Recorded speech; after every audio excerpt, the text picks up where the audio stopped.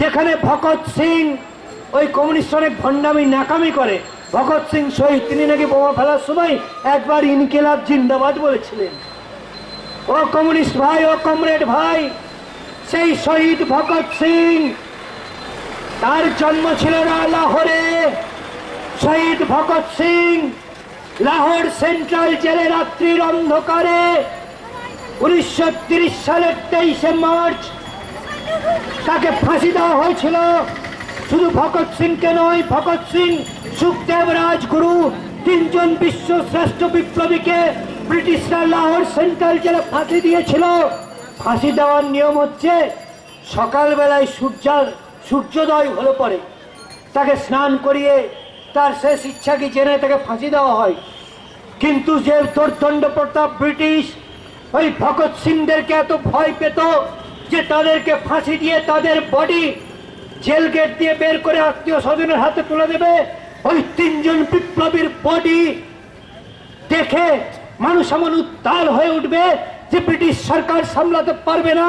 সেই জন্য যেদিন ফাঁসির ডেট ডিক্লেয়ার হয়েছিল তার একদিন আগে রাত্রির অন্ধকারে ওই তিন বিশ্ববরেণ্য বিপ্লবী ভগৎ সিং, সুখদেব, রাজগুরুকে লাহোর সেন্ট্রাল জেলে ফাঁসি দিয়ে সে জেলের পিছনের গেট দিয়ে তাদের বডি বের করে সেখান থেকে 60 মাইল দূরে নিয়ে গিয়ে সেখানে তাদের আত্মীয় স্বজনদেরকে ডেকে তাদের হাতে তুলে দিয়ে বাধ্য করেছিল এক্ষুনি পুড়িয়ে দাও এই তিনটে বডিকে, নাহলে এই বডি দেখলে পরে মানুষ উত্তাল হয়ে উঠবে, আমরা সামলাতে পারবো না। তাহলে যে ব্রিটিশ সরকার আমার ভগৎ সিং, সুখদেব, রাজগুরুর মৃতদেহকে পর্যন্ত ভয় পেত, সেই বিশ্ববরেণ্য বিপ্লবীদের ফাঁসির স্থান লাহোর সেন্ট্রাল জেল, সেটা কি আমাদের তীর্থক্ষেত্র হওয়া উচিত ছিল না? ওই লাহোরে 1930 সালে বেঈমান জওহরলাল নেহেরু, বেজম্মা জওহরলাল নেহেরু, সে সেবার কংগ্রেসের সভাপতি ছিল। সে রাবি নদীর জল স্পর্শ করে ভারতের স্বাধীনতার শপথ, পূর্ণ স্বাধীনতার প্রস্তাব গ্রহণ করেছিল। সেই লাহোর, যে লাহোর আমাদের রামের পুত্র লব তৈরি করেছিলেন, লব তৈরি করে তার নাম লিখেছিলেন লবপুর। সেই লবপুর থেকে লাহোর হয়েছে। যে লাহোর ছিল আমাদের পাঞ্জাবের রাজধানী, যে লাহোর ছিল মহারাজা রঞ্জিত সিং এর রাজধানী, যে পাঞ্জাব ছিল শিখদের ধর্মগুরু গুরু নানকের জন্মস্থান, সেই পাঞ্জাব, সেই লাহোর সেন্ট্রাল জেল, সেগুলো পাকিস্তান হয়ে গেল। আমরা সেখানে যেতে পারি না। তাই আমাদের এত খুইয়ে, এত হারিয়ে, ওই মূর্তিত্ব হিংলাজ মন্দির হারিয়ে, ওই ঢাকেশ্বরী চট্টেশ্বরী মন্দির হারিয়ে, ওই রমনার কালীবাড়ি হারিয়ে, ওই সীতাকুণ্ড হারিয়ে, ওই চন্দ্রেশ্বরের চন্দ্রনাথের তীর্থক্ষেত্র হারিয়ে আমরা এই খণ্ডিত ভারত নিয়েছি, মুসলমানের জন্য সব দিয়ে দিয়েছি। তারপরেও আমার জেলা, আমার ইন্ডিয়ার একের পর এক জেলা, একের পর এক ব্লক, সেখানে মুসলিম মেজরিটি হবে কেন? এ প্রশ্ন কি আপনি একবার করবেন না? যদি এ প্রশ্ন না করেন, যদি এ প্রশ্নটাকে এড়িয়ে যান, তাহলে বন্ধু আর একবার আপনাকে রিফিউজি হতে হবে। তার জন্য প্রস্তুত হন। আপনাদেরকে আমার একটি ছোট্ট অভিজ্ঞতার কথা বলছি। আপনারা বাংলাদেশে যান না, আমি যাই। চট্টগ্রামে বাজারে একটি সোনার দোকান ছিল। দোকানটি ছোট কিন্তু খুব সুন্দর দোকান, হিন্দুর দোকান। তাদের বারাসাতে যে মোড় আছে, কি মোড়, ব্রিজের নিচে মোড়টা কি নাম, হরিতলা মোড়, হরিতলা মোড়ে তাদের আর একটা সোনার দোকান আছে। একই মালিকের, একটা চট্টগ্রামে দোকান, একটা হরিতলা মোড়ে দোকান। আমি সেই চট্টগ্রামে দোকানে গেছি, তাদের বাড়িতে গেছি, ভাত খেয়েছি, থেকেছি সেখানে। বছর 2 পর জানতে পারলাম যে তাদের ওই দোকানটা লুট হয়ে গিয়েছে। আর লুট মানে কি, লুট করতে বেশি কিছু লাগে না। ওই দোকানে আসে, 2-1 একটু কোমরটা উঁচু দেখায়, কোমরটা একটু উঁচু হয়ে আছে, আর তা বলে যা টাকা দিয়ে দেয়। তো সেই দোকানে যাবতীয় সোনাদানা ছিল, টাকা পয়সা ছিল, কয়েক লাখ টাকা নিয়ে বাংলাদেশের মুসলমান ডাকাতরা তারা চলে গিয়েছে। এটা তো স্বাভাবিক ঘটনা, এর মধ্যে নতুনত্ব কিছু নেই। তারপরে কি হলো জানেন? ওই চট্টগ্রামে যে দোকানদার, যার বারাসাতে দোকান আছে হরিতলা মোড়ে, অতি দূরদৃষ্টি তার, সে চট্টগ্রামের দোকানটা বিক্রি করে দিল, আর হরিতলা মোড়ের দোকানটাও সে বিক্রি করে দিল। তারা কাঁচুয়াকে সে হরিতলা মোড়ের দোকানটা বিক্রি করে দিয়ে সে চলে গেল নিউ ইয়র্ক। ঘটনাটি সত্য ঘটনা বলছি আপনাদের সামনে, যে চট্টগ্রামে দোকান লুট হলো, আর ওই হিন্দু মালিক সে বারাসাতের হরিতলা মোড়ের তার বড় সোনার দোকান, সে সোনার দোকানটা বিক্রি করে আমেরিকার নিউ ইয়র্কে চলে গিয়ে সেখানে দোকান খুলল। মছলন্দপুরের আমার হিন্দু নাগরিক ভাইরা, এই ঘটনাটি থেকে শিক্ষা গ্রহণ করার চেষ্টা করুন। অর্থাৎ আজকে যা চট্টগ্রাম, আগামীকাল বারাসাতের সেই অবস্থা হতে চলেছে। তাই উত্তর 24 পরগনা জেলা, দক্ষিণ 24 পরগনা জেলা, আমার এই পশ্চিমবঙ্গ, আমার এই নদিয়া জেলা, এখানে হিন্দুরা যে সংখ্যালঘু হয়ে যাচ্ছে, মুসলমানরা সংখ্যাগরিষ্ঠ হয়ে যাচ্ছে, এর অনিবার্য পরিণাম আরেকবার এখানে পাকিস্তানের পটভূমিকা তৈরি হচ্ছে, পাকিস্তানের পরিবেশ তৈরি হচ্ছে।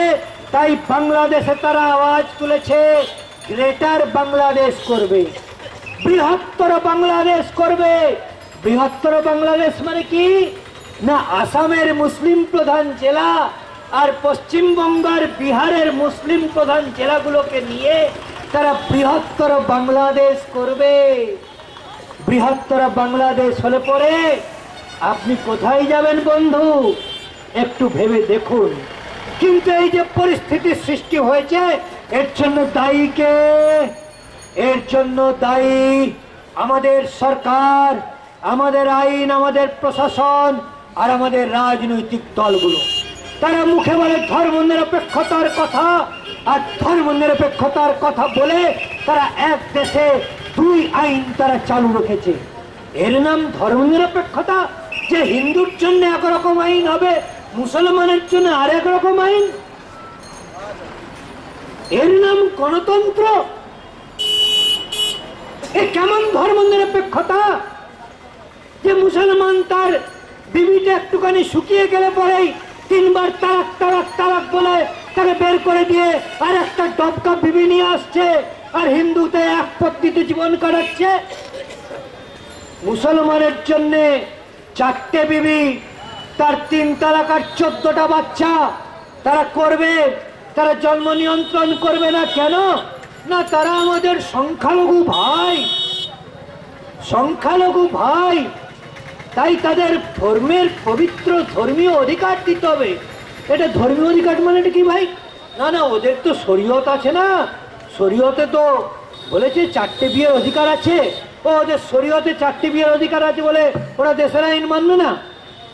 আমাদের রামের বাবা দশরথেরও তো 3 বউ ছিল, কৌশল্যা, কৈকেয়ী আর সুমিত্রা। তাহলে আমরাও তাহলে বলে 10টা করে বিয়ে করি? দেশের আইন দেশের মঙ্গলের কথা চিন্তা করে করা হয়।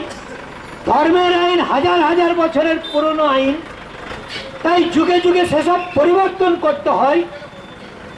বর্তমান পরিস্থিতির কথা বিবেচনা করে, দেশের ভালো মন্দের কথা বিবেচনা করে আইন রচনা করা হয়।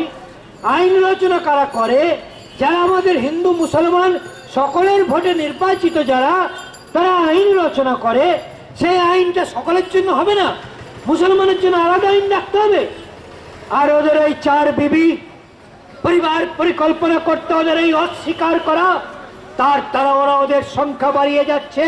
আর তার সঙ্গে সঙ্গে বাংলাদেশ থেকে লাখে লাখে মুসলিম অনুপ্রবেশকারী ঢুকছে। বাংলাদেশের গ্রামে গ্রামে, বাংলাদেশের গ্রামে গ্রামে তাদের পপুলেশন তৈরির ফ্যাক্টরি চলছে। বাংলাদেশের উর্বর মাটি, সেখানে চাষ দিতে হয় না, ধান হয়ে যায়। আমি নিজে গিয়ে দেখেছি, গোপালগঞ্জের মাটিতে 2 রকমের ধানের বীজ ছড়ায় তারা। একসঙ্গে 2 রকমের বীজ ছড়িয়ে 2 বার তারা ধান কাটে। বর্ষা নামার আগে একটা ধান কেটে নেয়, তারপর যখন বর্ষা নামে যত জল বাড়ে তাদের ধানের গাছও বেড়ে যায়, তারপর নৌকা করে তারা আরেকটা ধান কাটে। এত উর্বর মাটি যাদের, তারা তাদের লোকের ওই মোল্লাদের মুখের ভাত তারা জোটাতে পারে না। একদিন যদি আমাদের এই স্মাগলিং এর চাল যাওয়া বন্ধ হয়ে যায়, ওই বাংলাদেশের মোল্লার বাচ্চারা তারা শুকিয়ে মরবে। তাই তারা তাদের উর্বর মাটিতে তারা তাদের মুখের অন্ন উৎপাদন করতে পারে না। তাদের মাছ পর্যন্ত আমাদের অন্ধ্রপ্রদেশের মাছ যায়, তাদের সমুদ্র আছে, তারা লবণটুকু তৈরি করতে পারে না। আমাদের টাটার লবণ যায়, কেন পারে না?